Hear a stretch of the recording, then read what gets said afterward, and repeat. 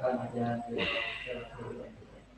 Baik hadirin sekalian, mari sama-sama acara kita malam hari ini kita buka dan kita awali dengan bersama-sama membaca surat Al-Fatihah. Kita mohon kepada Allah mudah-mudahan kita berjalan dengan lancar dan materi yang nanti akan kita terima dari materi malam hari ini dapat kita pahami dan dapat kita aplikasikan dalam kehidupan kita. Ala hadhihi wa qulina bisalihah. Al-Fatihah. Bismillahirrahmanirrahim. Yaumiddin. Iyyaka na'budu wa iyyaka nasta'in. Shiratal mustaqim.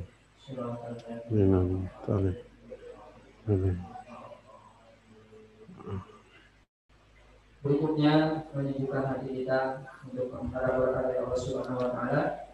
Kita dengarkan tilawah Al-Qur'an yang akan dibacakan oleh Bapak Ustaz Mulia pada beliau bersama.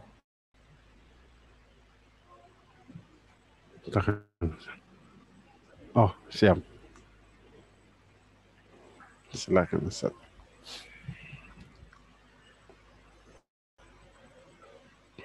Assalamualaikum warahmatullahi wabarakatuh. Waalaikumsalam warahmatullahi wabarakatuh.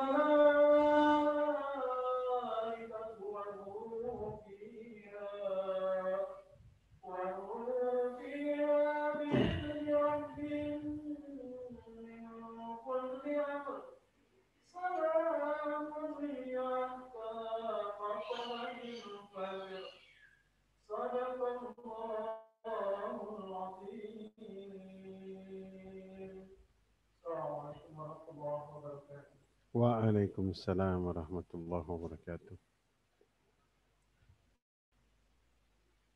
Sadaqallahul adzim wa sadaqa rasulul karim wa nahana ala dzalika minasyahidin wasyakirin walhamdulillah rabbil alamin.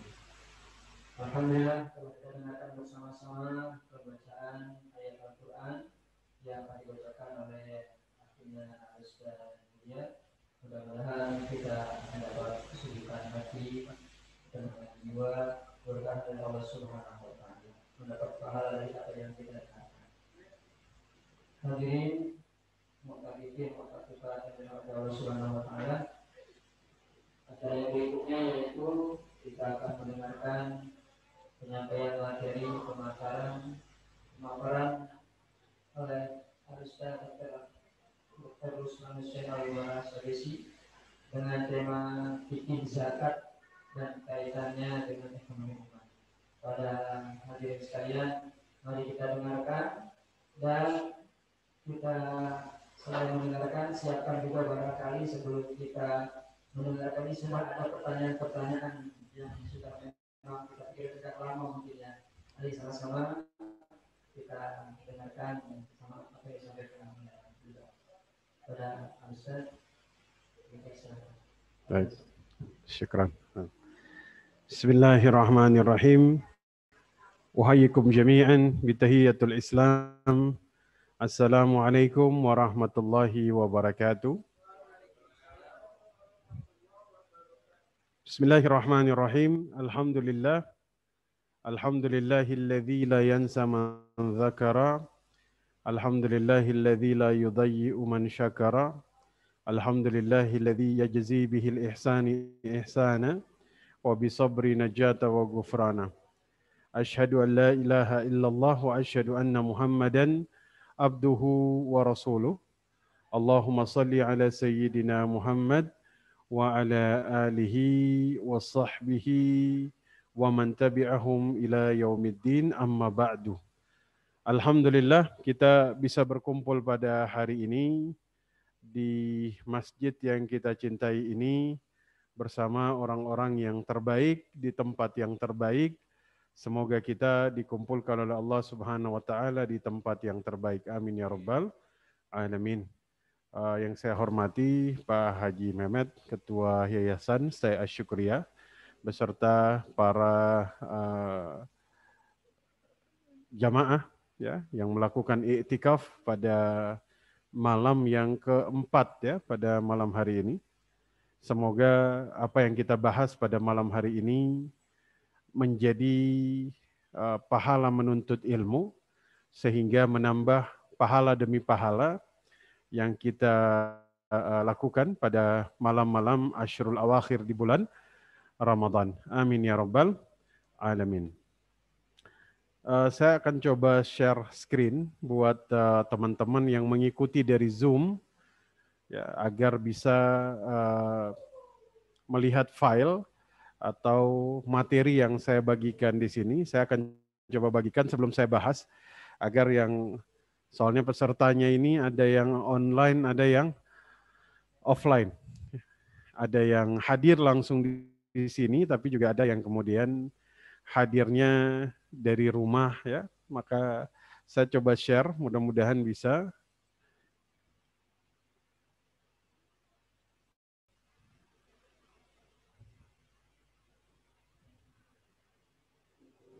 Sudah muncul?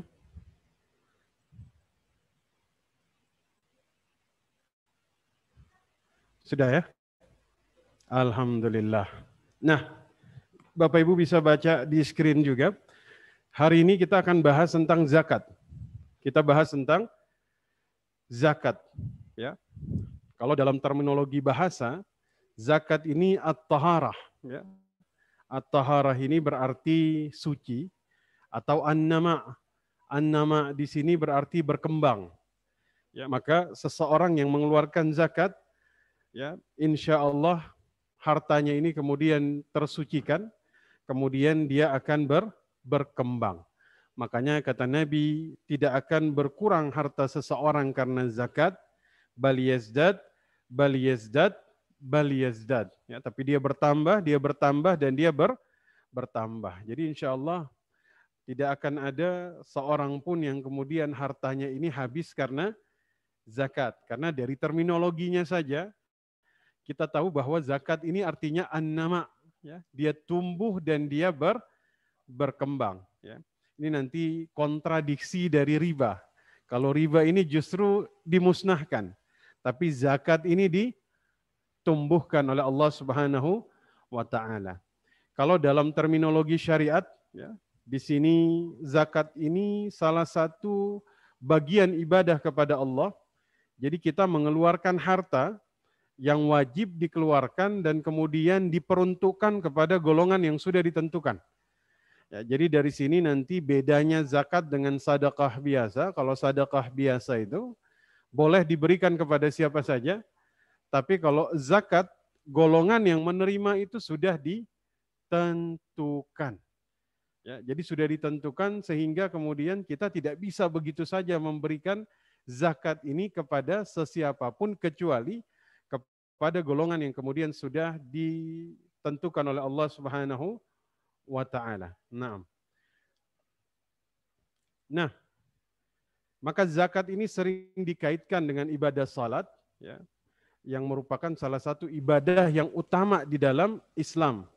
Ya, mungkin teman-teman akan sering menemukan ayat yang kemudian penyebutannya ini didampingi oleh salat. Ya, wa aqimis salah wa atuz zakah. Ya, dirikanlah salat dan keluarkanlah zakat.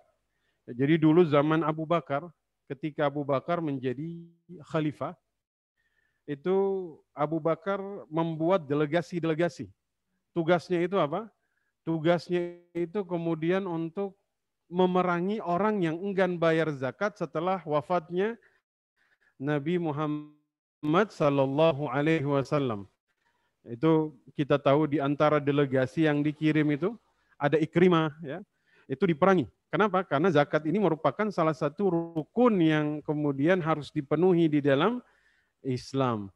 Bahkan di zaman mereka yang tidak bayar zakat itu kemudian disebut sebagai seseorang yang murtad. Ya, bahkan ada namanya harbul murtadin, perang melawan orang-orang yang murtad dari agamanya, yaitu yang enggan membayar zakat. Ya, dan rukun Islam yang ketiga, keberapa? Ketiga. Jadi kalau kita bahas dalil-dalilnya ini, itu sangat mudah menghadirkan dalil zakat di dalam Islam ini. Kenapa? Karena saking banyaknya dalil yang kemudian bisa kita temukan. Ya, kalau dalam hadis itu Nabi Shallallahu Alaihi Wasallam mengatakan Islam ini dibangun atas 5 perkara: syahadat, ya, kemudian salat, ya, kemudian zakat, kemudian haji, ya, dan kemudian puasa Ramadan. Maka kita ini hari ini berada pada 5 rukun yang kemudian semuanya kita lakukan, betul? Ya. Puasa, iya. Salat, iya. Kemudian mungkin yang belum itu cuma haji. Ya, tapi yang 4 ini insya Allah bisa kita laksanakan. Dan saya doakan semoga Bapak Ibu dimudahkan untuk hajat-hajatnya, untuk menyempurnakan rukun Islam yang disebutkan oleh Nabi Shallallahu Alaihi Wasallam. Kita gantungkan niat ini di Lailatul Qadar, 10 terakhir. Semoga Allah memudahkan. Amin ya Rabbal Alamin. Maka kemudian, kelihatan ya? Terlihat jelas? Jelas ya? Di Zoom ya, bisa dibaca bagi yang online. Barang siapa yang kemudian dia mengeluarkan zakat dengan penuh kesadaran, tanpa terbebani. Kenapa? Karena ada orang yang terbebani ketika mengeluarkan zakat. Ya. Mungkin ketika uangnya itu 100 juta, zakatnya berapa?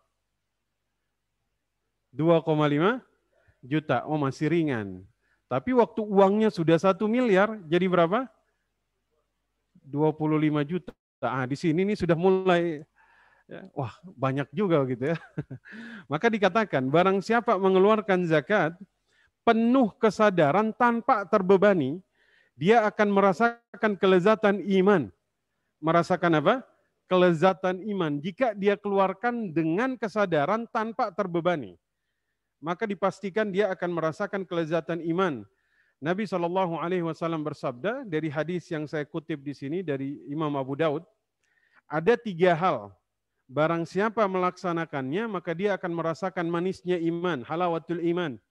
1, dia menyembah Allah tanpa kemudian ada sesembahan yang patut disembah kecuali Allah. Dia memberikan zakat dari hartanya dengan senang hati, ya. dan dia keluarkan dari harta yang terbaik setiap tahun, ya, artinya dia tidak mengeluarkan sesuatu yang bukan yang terbaik, ya, bukan sesuatu yang kotor kata Nabi, ya, bukan sesuatu yang hina, tapi dia memberikan yang terbaik. Ya, maka kemudian jika ini bisa dia lakukan, maka insya Allah dia akan merasakan manisnya iman. Amin ya rabbal alamin. Ya, maka berdasarkan judul kita pada malam hari ini, potensi zakat terhadap perekonomian umat. Ada satu realitas, Pak. Ini adalah data yang saya kutip dari salah satu lembaga zakat yang paling besar di Indonesia. Potensi, Pak. Kalau dibilang potensi berarti ini bukan serapan. Potensi ini berarti harapan. Bukan serapan tapi harapan.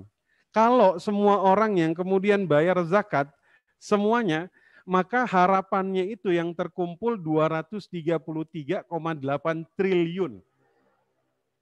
233 harapannya. Tapi berapa serapannya? Cuman 5 triliun. Berarti berapa persen ini? 5 triliun dari 233 ini berapa persen? Nggak sampai 10%. Mungkin asumsinya ada yang bayar secara mandiri, mungkin. Tapi kemudian ketika kita melihat antara potensi dan serapan, ya mudah-mudahan ini bukan gambaran karakter dari kaum muslimin di Indonesia. Karena kalau ini jadi gambaran, ini jadi indikator, berarti lebih banyak yang bayar atau tidak bayar? Enggak. Kalau zaman Abu Bakar apa yang terjadi? Mungkin sudah dikirim delegasi ke sini. Ya. Artinya kita lihat bahwa ternyata serapan aspek yang lain ini lebih besar dari zakat. Ya. Ya mungkin karena kalau kita berbicara tentang pajak ada aturannya kan. Ada punishment yang kemudian diterima ketika seseorang tidak bayar pajak. Makanya serapannya besar. Ya kan? Bisa mencapai 85,9%.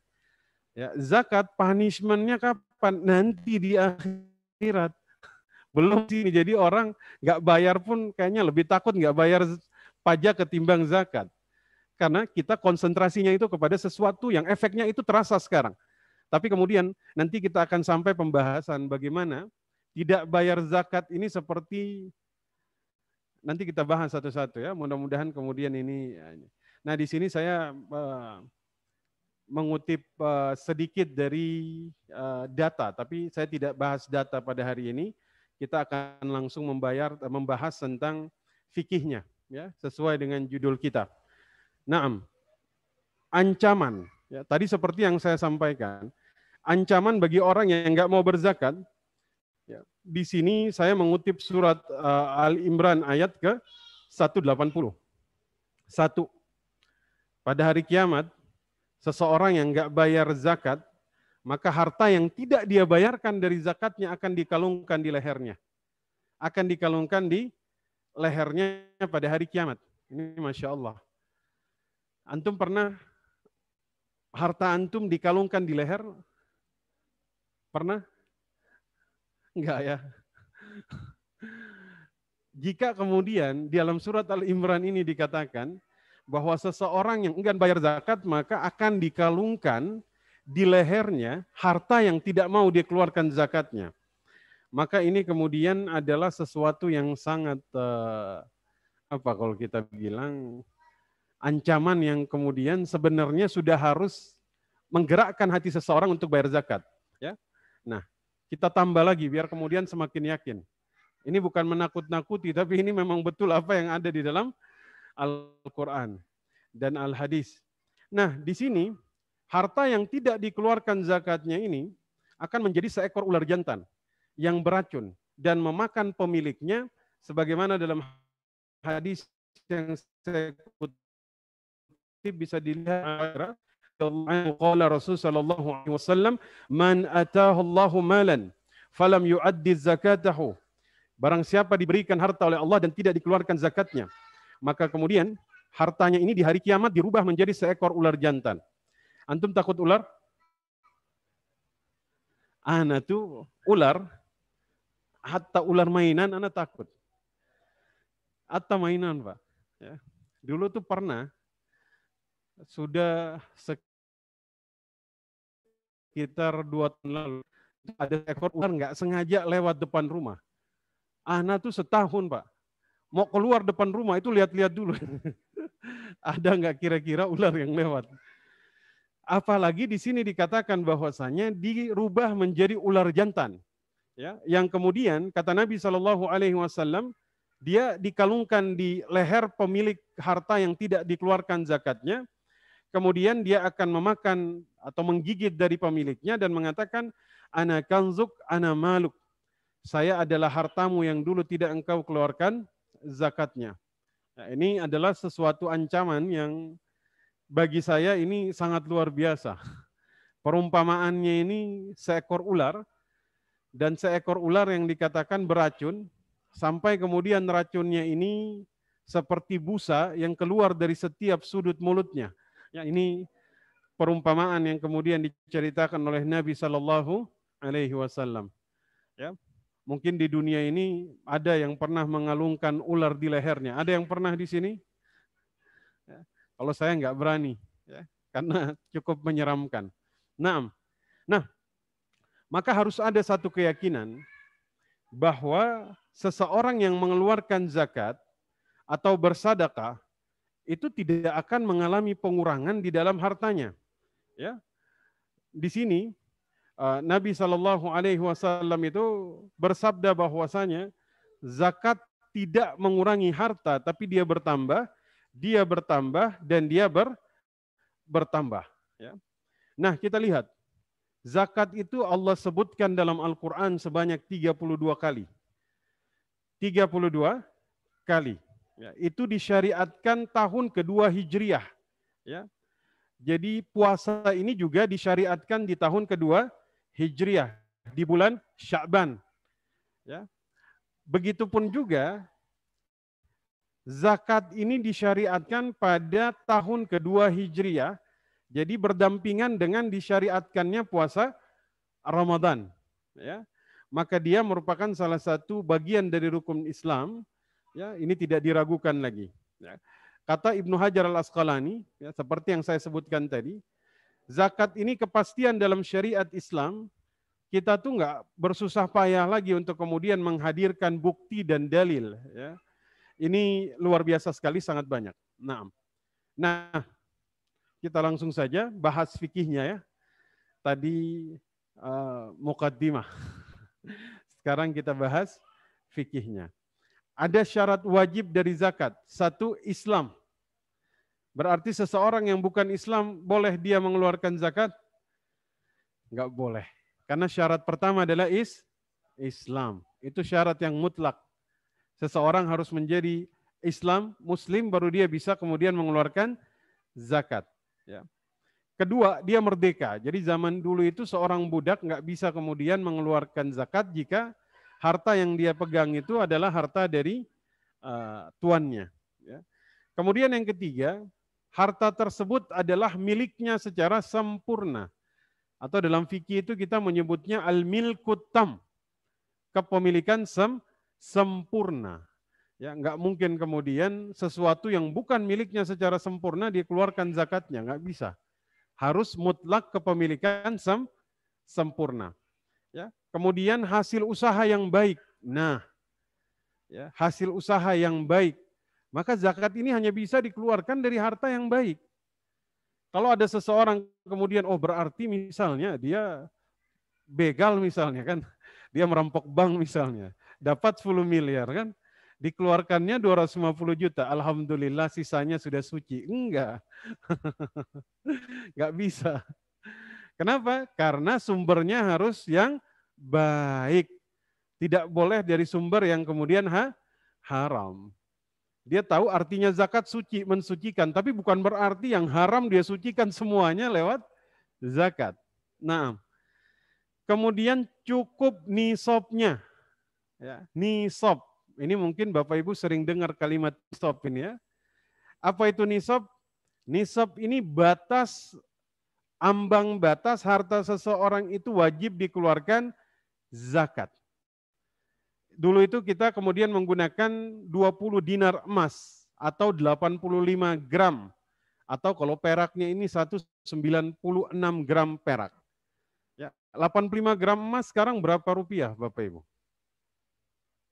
Ini biasanya yang hafal ibu-ibu ini. Yang hafal harga emas ini. Berapa Pak? 900 per gram. Berarti kalau 900 kali 85 gram berapa ini? 72 juta. Berapa juta ini? 85 gram kali 72, 250 juta. Berarti nisabnya itu 73 juta, taruhlah 73. Maka jika seseorang muslim uangnya ini sempurna milik dia, ya, kemudian dari hasil usaha yang baik, ya, jumlahnya misalnya di atas 85 gram emas atau di atas 73 juta, maka dia sudah kemudian memenuhi syarat-syarat dikeluarkan zakat. Jika kemudian syarat yang terakhir terpenuhi, apa itu? Haul. Haul ini maksudnya kepemilikan dia terhadap harta tersebut, haulnya 1 tahun. Berapa? 1 tahun. Dan ingat, haul dari zakat ini 1 tahunnya ini hijriah, bukan 1 tahun masehi. Kalau pakai masehi itu bukan 2,5%, karena nanti ada kelebihan waktu di situ. Maka dihitung misalnya sekarang tanggal berapa? Ramadan. 24 Ramadan. Bapak Ibu punya uang 100 juta tanggal 24 Ramadan. Sudah terpenuhi? Sudah di atas nisab ya? Kapan keluarkan zakatnya? 24 Ramadan tahun depan 1443 Hijriah. Kira-kira 100 juta ini berkurang atau bertambah? Misalnya, ternyata uangnya ini bertambah jadi 120 juta misalnya. Ternyata sebelum 24 Ramadan, tanggal 20 Ramadan dia sakit misalnya. Harus operasi. Sehingga kemudian operasinya ini menghabiskan 60 juta. Dari 120 juta tinggal berapa? 60 juta. Dia wajib zakat atau tidak? Tidak. Kenapa? Karena sudah dibawa nisab. Ya. Sudah dibawa nisab. Yang penting pengurangannya ini karena sesuatu yang sifatnya darurat. Bayar uang sekolah anak misalnya darurat atau tidak? Asal jangan sebelum mencapai haulnya dia beli motor baru misalnya. Ah, ini sudah berkurang ini dari nisab, nggak bisa. Motor ini darurat atau tidak? Darurat ini sesuatu yang tidak dipenuhi mati seseorang. Tidak punya motor mati? Ada yang bilang mati gaya Ustaz. Ya. Jadi secara umum itu syaratnya. Dia Islam, sempurna milik dia, hasil usaha yang baik, cukup nisabnya, terpenuhi haulnya, maka dia wajib bayar zakat. Berapa persen? Hanya 2,5% yang Allah minta. Ya, berarti 1/40. Banyak atau tidak? Dikit. Ustaz, kalau uang masih 100 juta dikit. Kan? Kalau sudah 10 miliar, wah ini kerasa, terbebani. Jangan. Ya, karena yang Allah minta ini hanya 2,5 dari seluruh kepemilikan harta yang kita miliki. Nah, sekarang kita bahas golongan yang berhak menerima zakat. 1, fakir miskin. Fakir, kalau kita melihat secara umum, harta ini kan dalam Islam itu diartikan qama yaqumu qiyam. Qiyam ini kan tiang. Jadi jika seseorang nggak punya harta berarti dia tidak bisa berdiri dengan baik. Tidak ada yang bisa menopang dia untuk berdiri. Sehingga dikatakan fakir, orang yang patah tulang belakangnya, nggak bisa bekerja, nggak bisa mencari nafkah. Itu namanya fakir. Nah, dalam Al-Quran, asnaf atau golongan pertama yang Allah sebutkan menerima zakat adalah fakir, fuqara. Nah sekarang, bagaimana cara kita kemudian untuk mengukur seseorang fakir atau tidak? Karena di kita ini ada juga yang pura-pura miskin. Ada yang pura-pura fakir. Contoh pengemis. Iya kan? Kadang di lampu merah yang dia pakai handphonenya tuh sudah canggih, Pak. Iya kan? Tuh, bayangkan. Ternyata nggak sadar yang pengemisnya ini lebih kaya dari yang ngasih. Kenapa? Karena kemiskinan itu kadang-kadang dijadikan sebagai profesi. Kan ibu orang ini semakin banyak orang yang kemudian minta-minta di jalanan. Nah, maka fakir miskin ini orang yang kemudian dia berpenghasilan, tapi penghasilannya ini kemudian tidak cukup untuk memenuhi kebutuhan hidupnya. Itu secara umum ya. Kemudian apalagi? Amil zakat. Amil zakat ini orang yang diangkat untuk mengurus zakat. Tugas dia itu menghimpun, ya, kemudian mengelola, kemudian mendistribusikan. Kalau amil, walaupun dia kaya, tapi kalau dia amil, dia berhak dapat zakat. Karena tugas dia menghimpun, jadi zaman Rasul dulu itu menghimpun, menaksir, ya, menyimpan, mengelola. Ya. Nah, kemudian mu'allaf,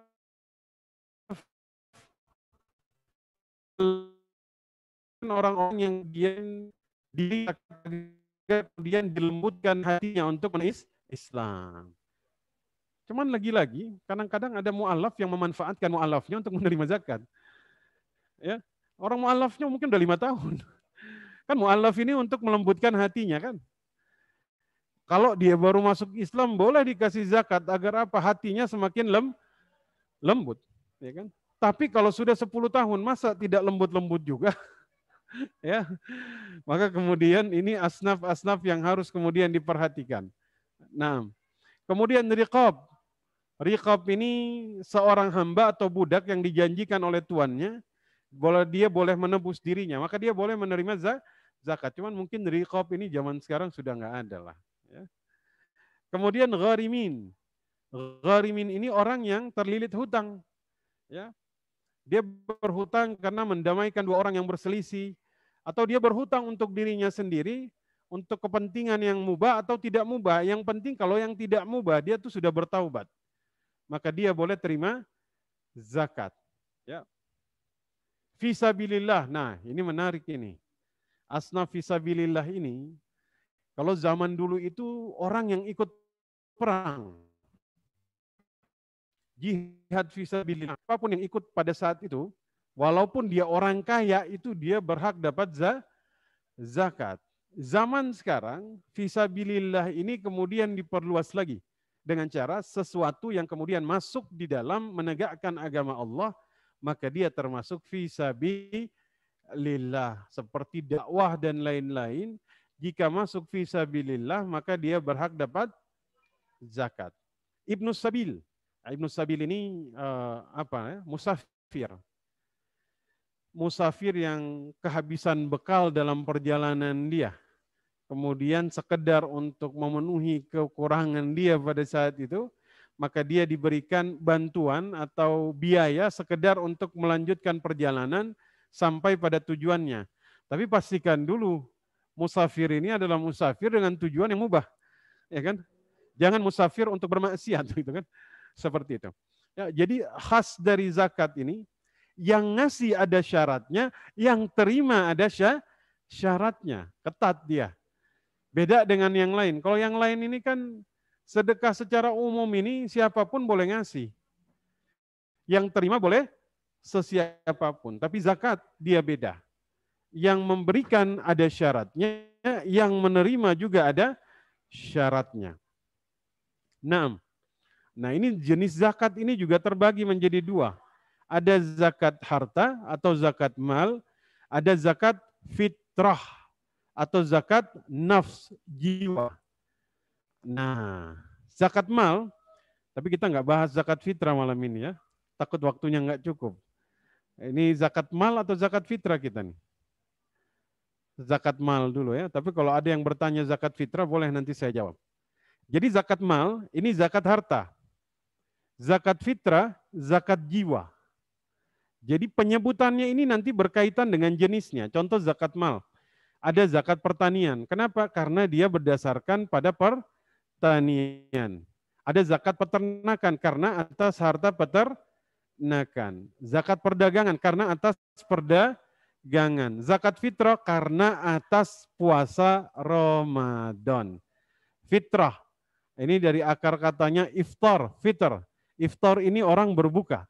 Ya, maka orang mengeluarkan zakat fitrah adalah untuk kemudian dia lakukan bagi yang berpuasa Ramadan. Ya, tapi insya Allah nanti kita bahas di lain waktu. Nah, syaratnya tadi kepemilikan sempurna. Ya, syaratnya kita bahas lagi satu persatu. Jadi kepemilikan sempurna ini adalah diperoleh dari cara yang halal, bukan dari hasil korupsi. Ya, kalau dari hasil korupsinya itu ya harus dikembalikan semuanya, bukan dikeluarkan zakatnya. Ya, seperti itu. Nah, maka di sini muncul pertanyaan, kalau berkaitan dengan kepemilikan sempurna, piutang ini kena zakat atau tidak? Piutang.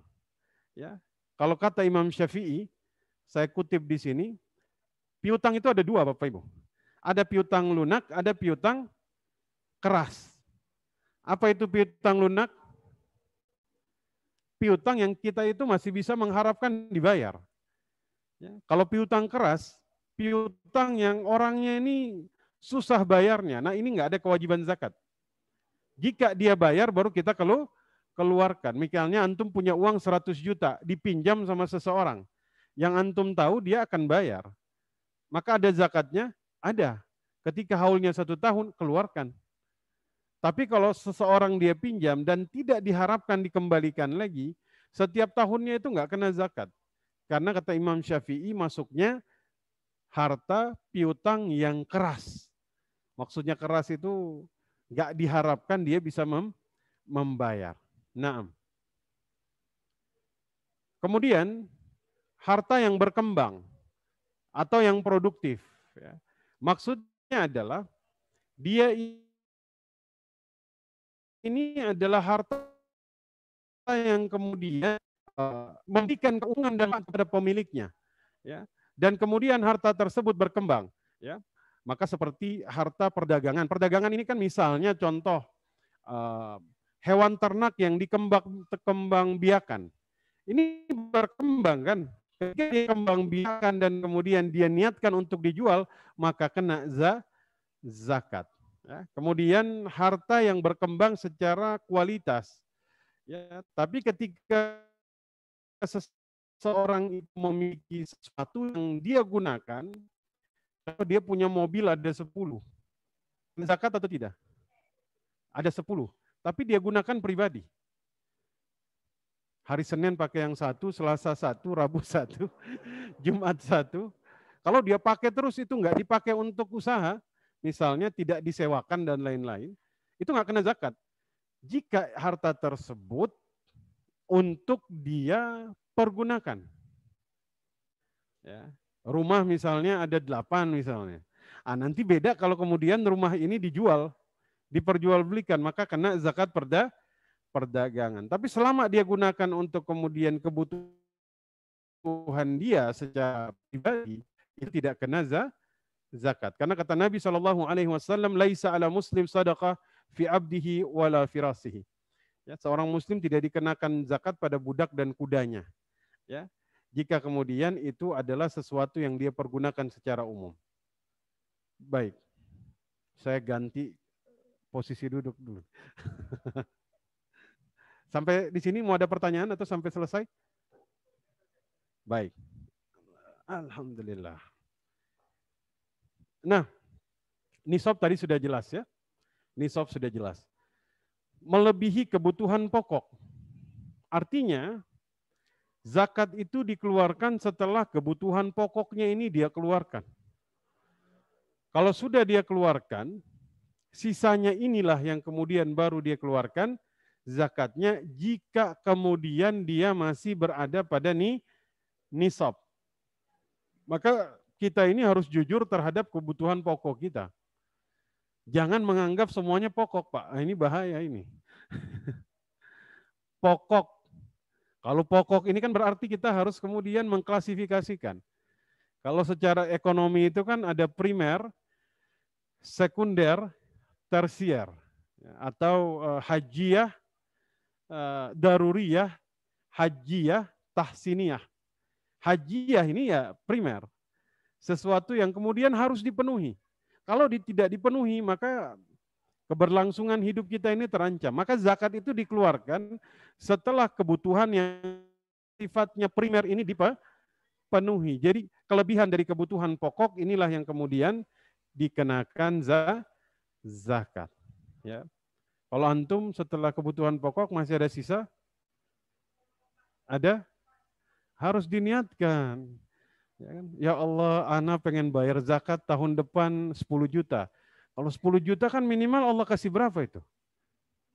Berarti kan dikasih 40 kali lipat dari 10 juta. Maka di Asyrul Awakhir ini doanya dirubah. Spesifik. Ya. Bukan hanya diluaskan rezeki, ya Allah saya pengen ibadah dari bab harta. Saya pengen ngeluarin zakat tahun depan 10 juta. Oh, Masya Allah. Amin ya Rabbal Alamin. Tapi jangan jadi modus.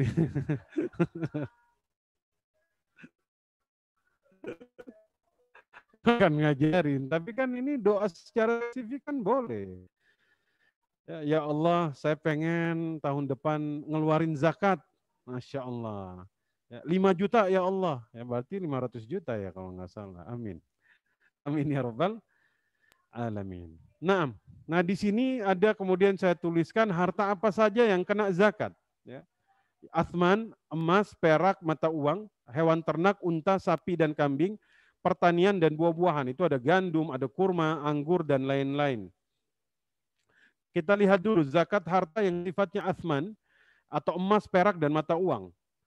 Nisab emas dan perak itu 20 dinar. Kalau emas itu 20 dinar. Berarti 85 gram emas murni. Ya. Kalau dirham itu 595 gram. Ya, jadi kalau seseorang punya uang 20 dinar atau 200 dirham, haulnya itu 1 tahun, maka dia sudah harus keluarkan zakatnya. Ya. Jadi dia memilikinya selama setahun. Tapi ada orang yang kemudian melakukan takjil, dia mempercepat pembayaran. Ketika sudah capai nisab, langsung dia keluarkan. Boleh atau tidak? Boleh. Seseorang mempercepat jika nisabnya sudah terpenuhi. Karena dia khawatir kemudian kebutuhan pokoknya menggerus hartanya sampai kemudian berada di bawah nisab. Yang penting mempercepat sebelum haul ya tafadhal. Tapi yang menjadi permasalahan mempercepat sebelum nisab. Masih belum nisab sudah dibayarkan. Maka ada yang mengatakan ini seperti melakukan sholat sebelum masuk waktunya. Ya, Allahu a'lam. Nah, saya kasih contoh, Bapak Ibu, seseorang misalnya dia memiliki kekayaan selama 1 tahun sebagai berikut. Deposito, tabungan, obligasinya itu 100 juta. Oke? Uang tunai dia yang ada di luar kebutuhan pokok, maksudnya ini harta yang memang sudah bersih dia pegang, ada 5 juta. Kemudian perhiasan emas berbagai bentuk ini 150 gram, utang jatuh temponya itu 5 juta. Kalau perhiasan emas dari 150 gram, kalau yang dia pakai sehari-hari, ini tidak dikenakan. Ingat kalau yang dia pakai sehari-hari ini tidak dikenakan.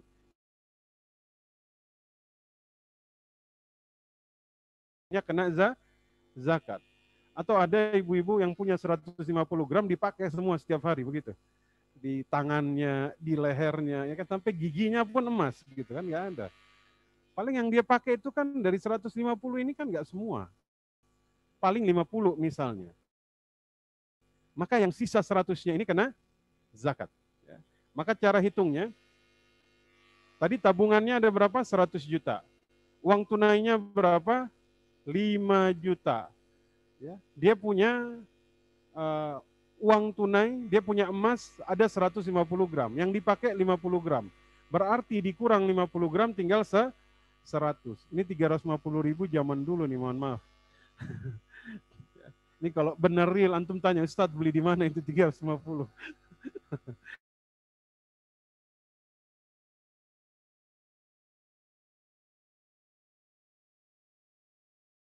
jumlahnya total ditambahkan semuanya itu ada 140 juta. Dia punya hutang, maka hutang ini mengurangi zakat.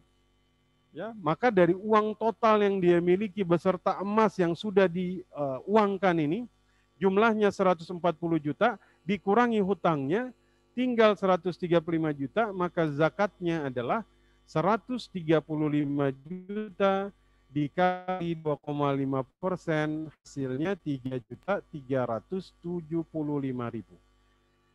Antum punya 135 juta, ngeluarin 3.375.000, berat nggak? Berat nggak? Nggak berat karena belum di tangan, karena belum punya. Tapi coba dibayangkan, kira-kira kalau punya 135 keluarin 3.375 berat? Ringan. Kan tadi kan dikatakan, barang siapa mengeluarkan zakat tanpa merasa terbebani, maka dia akan merasakan halawatul iman. Amin ya rabbal alamin. Jadi jelas tadi ya. Nanti saya bagikan filenya. Kemudian harta perniagaan. Harta perniagaan. Ya. Mayoritas ahli fikih ini sepakat bahwa nisab harta perniagaan ini sepadan dengan 85 gram emas atau 200 dirham. Ya. Nah, kita lihat cara perhitungannya. Jadi nisab dan kadar perusahaan ini itu dianalogikan dengan zakat perniagaan, yaitu 85 gram. Ya. Kadar zakatnya tetap 2,5% dari aset. Ingat, dari aset yang dia miliki. Maka nanti kita menghitung aset dari perusahaan itu begini. Kekayaan dalam bentuk barangnya berapa, uang tunai dia di bank ada berapa, piutang dia ada berapa, ya, kewajiban-kewajiban dia ada berapa, semuanya dikurangi, baru kemudian kita hitung zakat. Nah, ini data tahun 2018 ya, jadi kalau ada perubahan harga ya mohon dimaklumi. Seperti emas tadi, tapi 2018 emas juga udah bukan 300 ya. Afwan. Nah, ini 2010 lah datanya ya. Ada sebuah perusahaan mebel, oke? Tutup bukunya 1 Desember 2018. Kondisi keuangannya itu, dia punya stok mebelnya itu ada 10 set harganya 20 juta. Oke. Dia punya piutang ada 5 juta. Piutangnya ini piutang lunak. Kalau kata Imam Syafi'i, piutang lunak. Berarti mudah ditagih. Bisa ditagih. Jumlah 5 juta. Dia punya utang dan pajak lain-lain 5 juta. Saldonya ini tinggal 40 juta. Berapa zakatnya? Maka 2,5% kali 40 juta, zakatnya 1 juta. 1 juta. Jadi asetnya, omsetnya yang dihitung. Kalau antum punya pabrik pakaian, maka yang dihitung itu adalah omset yang tersisa pada tahun itu ada berapa. Misalnya baju yang belum terjual itu, total baju yang belum terjual itu dihitung semuanya. Misalnya maka 50 juta ini yang dimasukkan. Ya. Mesin-mesin pembuat baju itu nggak kena. Hanya omsetnya saja. Tabungan di bank ada 100 juta, berarti 150 juta. Ada rekanan bisnis yang belum bayar hutang 50 juta, tambahin jadi 200 juta. Dikali 2,5% jadi berapa? 5 juta. Maka zakat yang dia keluarkan adalah 5 juta. Ya. Jadi ingat, kalau zakat perniagaan ini yang dihitung omsetnya, yang tersisa ada berapa stok barangnya yang belum terjual. Nah, ini yang kemudian dinilai, ditotalkan, tambah tabungan dia, tambah semua piutang dia. Kalau dia punya hutang, kurangi dulu hutangnya, bersihnya baru dikeluarkan zakatnya. Jadi zakat ini sama sekali nggak memberatkan, insya Allah. Nah, ini zakat perusahaan. Ya. Tadi sudah saya ini kan, kita langsung loncat saja. Zakat pertanian. Zakat pertanian. Nah, nisabnya ini berbeda dengan zakat Athman tadi. Uang, perak, dan lain-lain.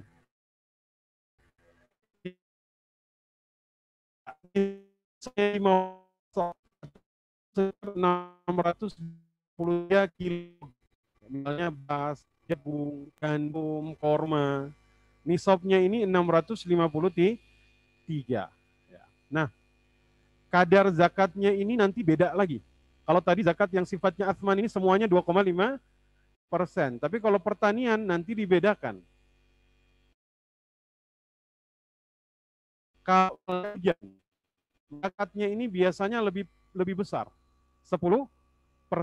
Kalau dia pakai irigasi, maka zakatnya ini lebih kecil, 5%.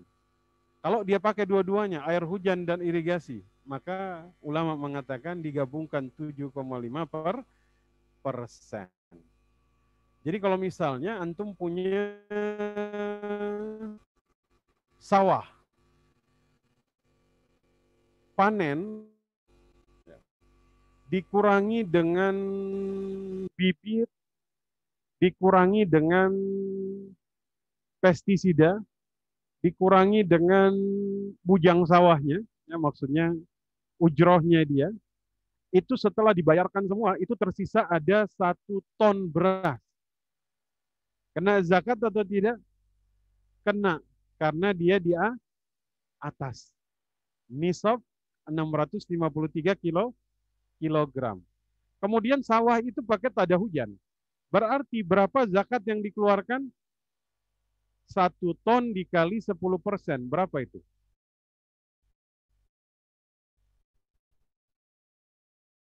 100. 1000. 10% dari 1 ton berarti 100 kilo. Nah, maka zakatnya dia adalah 100 kilogram beras. Jangan dia bayar zakat fitrah 2,5 kilogram. Dia bilang sudah keluarkan zakat pertaniannya begitu kan. Tapi kalau dia pakai irigasi, maka yang dikeluarkan ini hanya 50 kilogram. Karena hanya 5%. Kalau haulnya, apa haulnya sama? 1 tahun beda. Al-yawma hasadihi. Hari di mana dia panen, maka itulah dia keluarkan zakatnya. Kalau setahun dia panen 2 kali, maka 2 kali dia keluarkan zakat. Itu pun kalau kemudian ada di atas nisab. Jadi kalau setahun panennya 6 kali, 6 kali dia keluarin. Kalau kemudian di atas nisab. Yang penting di atas nisab, karena haul dari zakat pertanian ini adalah saat kemudian dia panen. Tapi rasa-rasanya nggak ada yang panen setahun 3 kali kan? Apa kemudian pertanian yang panen setahun 3 kali? Nggak ada, nggak ada. Kalau irigasi bisa, berarti zakatnya lebih kecil ya 5%. Baik, ini cara perhitungannya. Ya. Jadi hasil panennya dia ini 5 ton. 5 ton 5.000 kilogram. Semprotannya 200.000. Ini 200 kilogram ini maksudnya apa? Diberaskan. Uangnya agar mudah dikanginya. Ya. Kemudian netonya 4.800 kilogram. Ya. Zakatnya 10% kali 4.800, nilainya 480 kilo. Ini kalau memang sawahnya besar ini. Ya. 480 kilo. Nah, mudah-mudahan lah ya. Ya, yang besar niatkan ingin keluarkan zakat, maka mudah-mudahan Allah luaskan. Amin ya rabbal alamin. Nah, di sini ada zakat hewan ternak. Ya. Yang dikeluarkan apa saja? Onta dan sejenisnya, sapi dan berbagai jenisnya, termasuk kerbau, kambing dan berbagai jenisnya. Ya. Ini hewan-hewan yang kemudian dikenakan. Nah,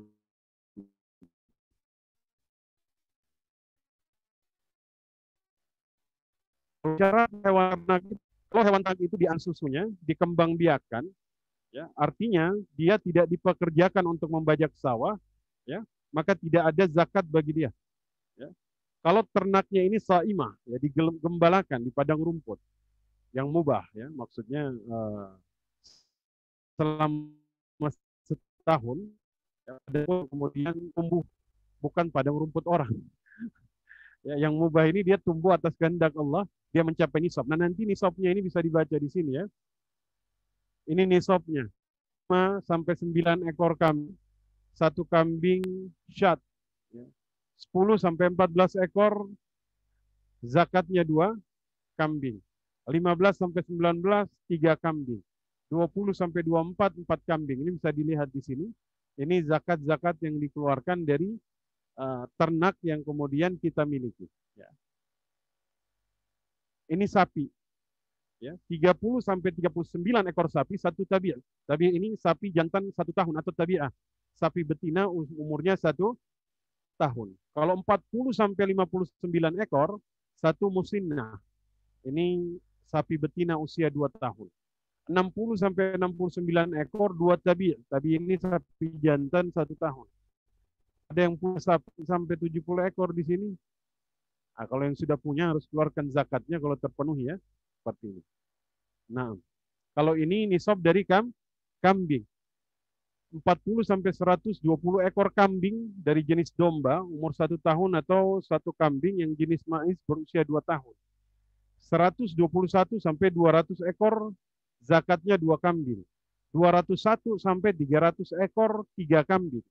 301 ke atas dari setiap kelipatan 100 tambah 1 kambing sebagai kewajiban zakat. Jadi bayangkan Bapak Ibu, betapa kemudian terperincinya, begitu terperincinya. Nah kalau misalnya unggas, ayam, bebek, burung, dan ikan, bagaimana caranya? Kan nisabnya itu tidak seperti tadi yang kita lihat. Nah nisabnya ini dia tidak berdasarkan jumlah, ya, tapi kemudian dia berdasarkan zakat perniagaan yang tadi kita bahas, ya, 20 dinar atau 85 gram emas. Misalnya, antum punya ternak ayam. Di akhir tahun, lihat omset ayamnya ini ada berapa ekor. Misalnya jumlahnya 2.000 ekor. Ayam 1 ekor berapa, Ustaz? Ini harus ibu-ibu ini yang jago. 40.000. Berarti 2.000 kali 40.000 berapa itu? 80 juta. Berarti omsetnya dia sudah di atas nisab atau tidak? Sudah. Tinggal dilihat, ada uang tabungannya 10 juta, jadi 90 juta. Ada piutang di luar 10 juta, jadi 100 juta. Nah, dia keluarkan zakat dikali 2,5%, jadi 2,5 juta. Ya, ini yang sifatnya unggas, ayam, bebek, nisabnya beda dengan unta, kambing, dan lain-lain. Seperti itu. Nah, ini contoh ya seorang peternak ayam boiler misalnya, broiler. Itu punya 1.000 ekor ayam per minggu. Waktu 1 tahun dia tutup buku, stok ayamnya ini ada 5.600 ekor. Ditaksir jumlahnya 20 juta. Dia punya uang di bank ada 10 juta. Oke? Dia punya stok pakan dan obat-obatan ini dimasukkan. Ada 10 juta. Ya, 2 juta afwan, dia punya piutang lunak 5 juta. Jumlahnya 37 juta. Utang jatuh temponya 5 juta. Kurangi. Sisanya itu kemudian kena zakat. Ini 32 juta ini zaman dulu ini. Ini nisab emas waktu 10 tahun lalu. Mohon maaf. Ya, baik. Saya kira kita sekilas ya. Sekilas tapi mudah-mudahan bisa dipahami. Kita coba bahas dengan cara yang mudah, cara yang tidak terlalu sulit.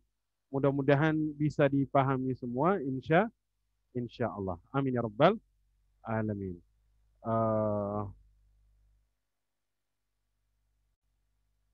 Sekarang kita tanya jawab, silahkan. Tafadhal.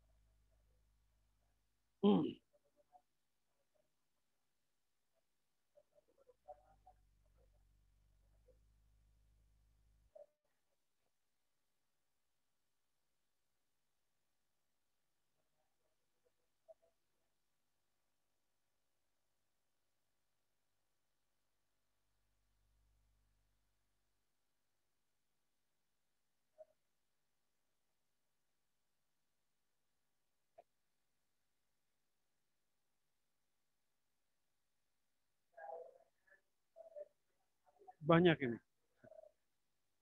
Ini yang online cukup banyak ini. Baik, boleh. Sudah ada sini, Mak, nggak apa-apa. Anda baca aja nggak apa-apa ya di sini. Soalnya udah ada di sini nih. Baik, siap. Oh, di sini. Baik. Mohon penjelasan Ustadz terkait zakat pertanian yang menggunakan tada hujan dan irigasi. Zakatnya 7,5%. Jadi tadi kalau misalnya dia menggunakan air hujan, maka zakatnya ini 10%. Kalau menggunakan irigasi, irigasi ini kan berarti dia ikhtiar untuk eh, mengairkan air ini kan sendiri. Sehingga kemudian ada biaya yang muncul dari situ, ada ikhtiar yang muncul dari situ, sehingga zakat yang menggunakan irigasi ini lebih kecil, 5%. Ya.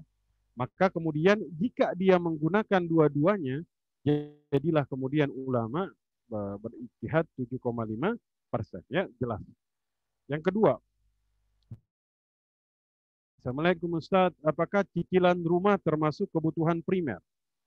Jika dihitung-hitung selama 1 tahun, penghasilan kami di atas nisab 73 juta per tahun. Tapi kami masih memiliki cicilan rumah. Setelah dihitung-hitung, maka bersihnya di bawah 73 juta. Apakah kami wajib membayar zakat mal? Jazakallah. Baik. Zakat, jika kemudian dia memiliki harta di akhir tahun, itu di atas nisab.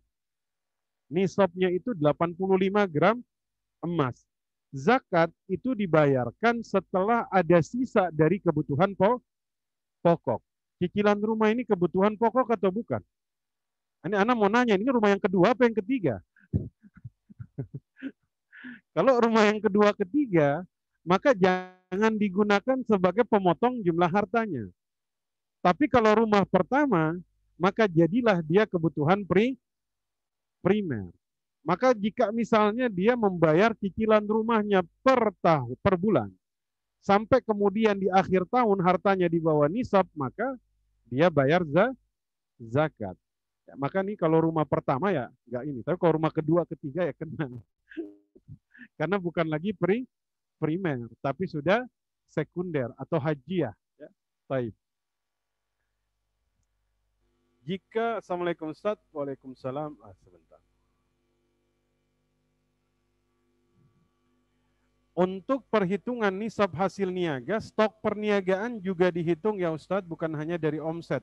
Stok perniagaan dihitung. Stok dia pada akhir tahun itu dihitung.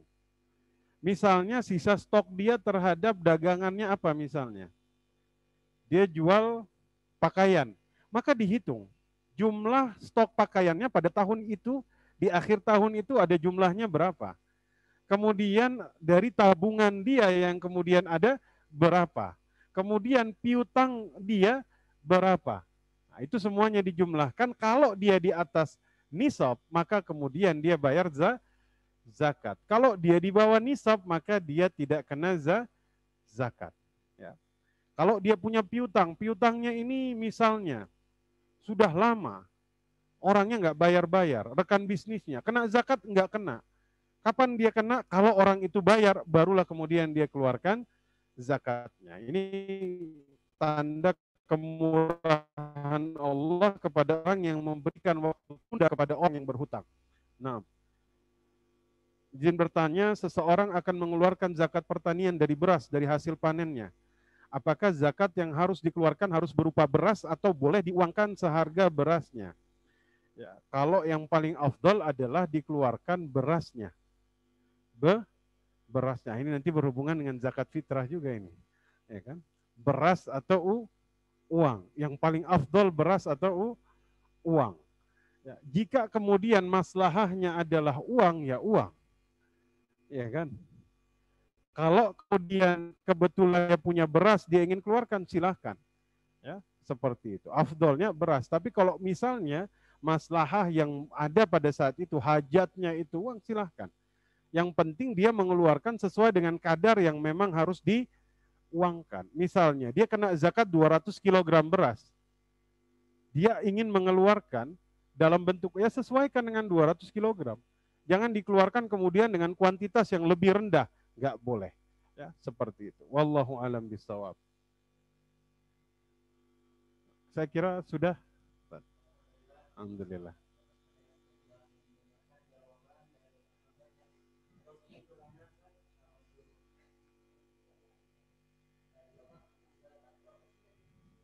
Oh belum dibahas. Belum.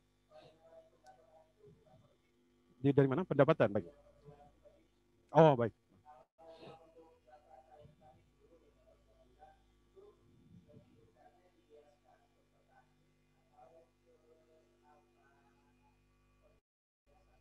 Baik. Kalau pekerja itu dikiaskan ke pertanian, karena profesi itu dikiaskan ke pertanian. Ya, itu kias yang kemudian digunakan di dalam zakat profesi ini ya zakat pertanian itu, ya, yang paling dekat. Ya, kapan dikeluarkan ya pada saat dia dapat. Ya mau per bulan ya per bulan, seperti itu. Allahu a'lam bishawab.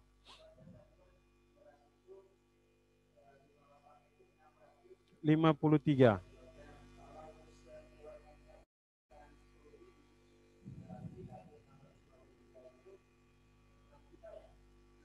Rp6.500.000.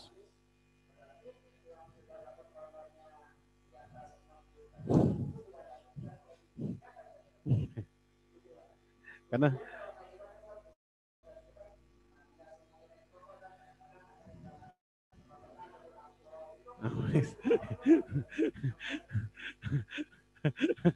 ini kayaknya pengalaman pribadi MC ya. Kalau kemudian beliau apa undangan selamatan begitu ya, kemudian ada penghasilan, antum nih fisabilillah Ustaz. Fisabilillah itu insya Allah jika menegakkan agama Allah dalam berdakwah, antum boleh terima zakat. Ya, seperti itu. Jika kemudian berdakwah, ya seperti itu. Kalau antum di atas 6,5 Ustaz. Kadang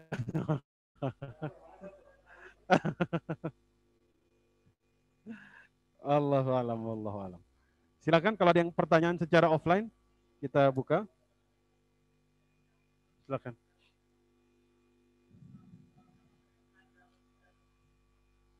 Baik.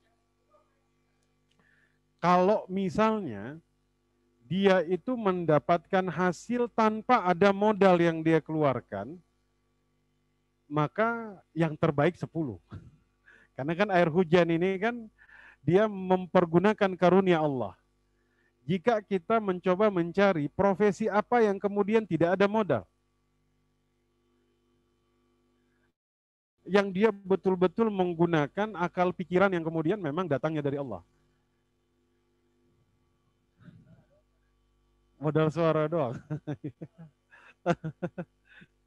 Tapi kemudian kiasnya memang kias zakat pertanian, tapi yang digunakan 2,5% ya, seperti itu. Tapi yang memang kalau mau sempurna, ya pakai persentasinya juga persentasi zakat pertanian. 6.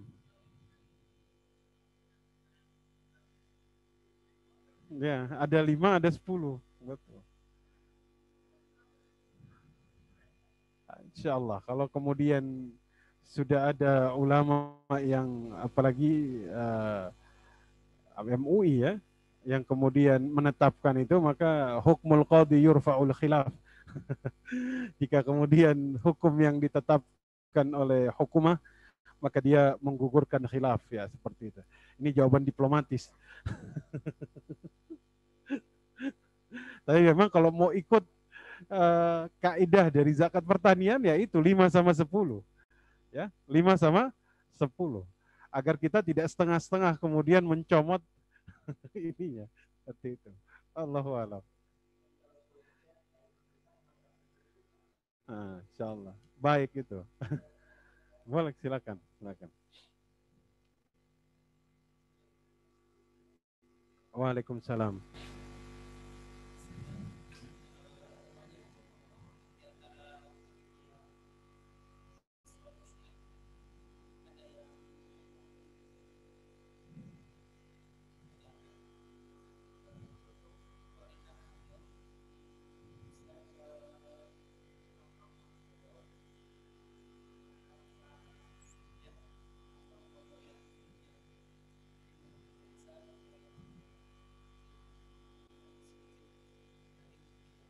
Baik.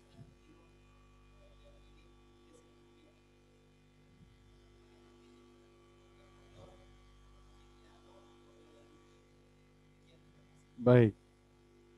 Ini bisa saya share nggak di sini file? Jadi kita sudah bikin bagannya. Boleh saya kirim ke antum? Jadi tinggal dibagikan biar muncul di muncul di sini. Jadi masalah qada dan fidyah kita sudah bikin semacam bagan. Jadi untuk mudah memahami berdasarkan pandangan imam madhab. Sebentar, nanti tolong di-share di sini. Sebentar. Bisa ditampilkan ya? Nah,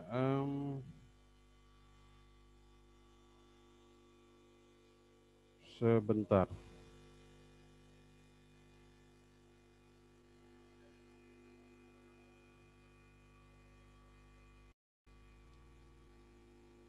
Nah, saya kirim ke Ana lupa nama antum. Alfani, astagfirullah. Alfani. Alfani. Nah, sudah. Sudah Alfani, tolong dibuka dan ditampilkan di atas. Nanti di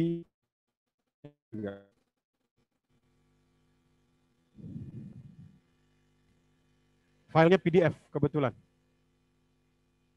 Bisa dibaca dan nanti boleh di-share.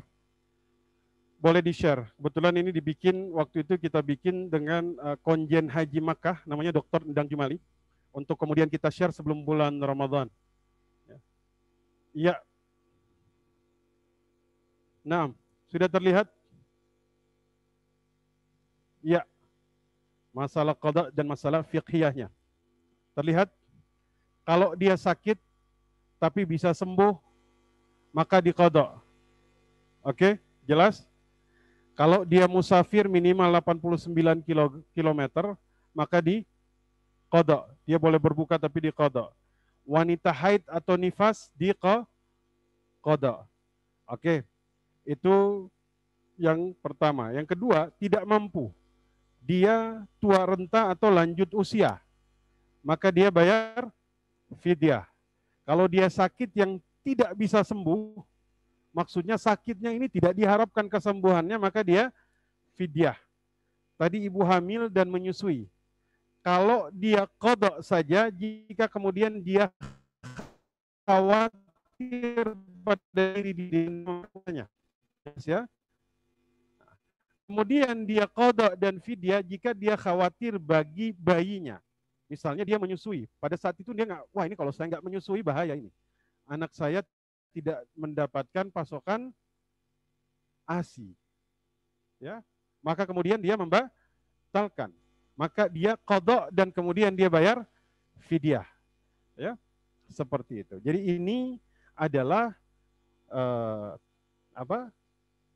semacam diagram yang kemudian berkaitan dengan qada dan fidyah. Ya. Nanti bisa dibagikan Mas Alfani ke semua, jadi tinggal dilihat saja. Ya, antum di posisi yang mana ini? Tinggal dilihat di posisi yang mana. Ya. Tapi saya tuh melihat di setiap jalan itu, mohon maaf, banyak yang di pinggir jalan itu tidak berpuasa. Kan bingung, hamil enggak, nyusuin enggak, mau dibilang belum balik sudah kumisan, mencari uzurnya itu enggak ketemu seperti itu ya. Jadi ini nanti bisa dibagikan, ini sangat mudah dipahami ya, sangat mudah dipahami. Diagramnya itu sudah sangat jelas sekali. Seperti itu ya.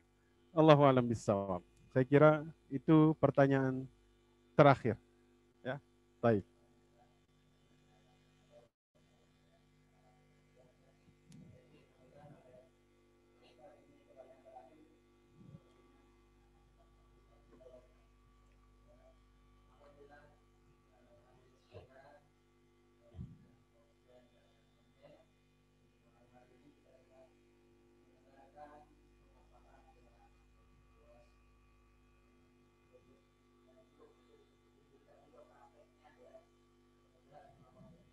Amin amin.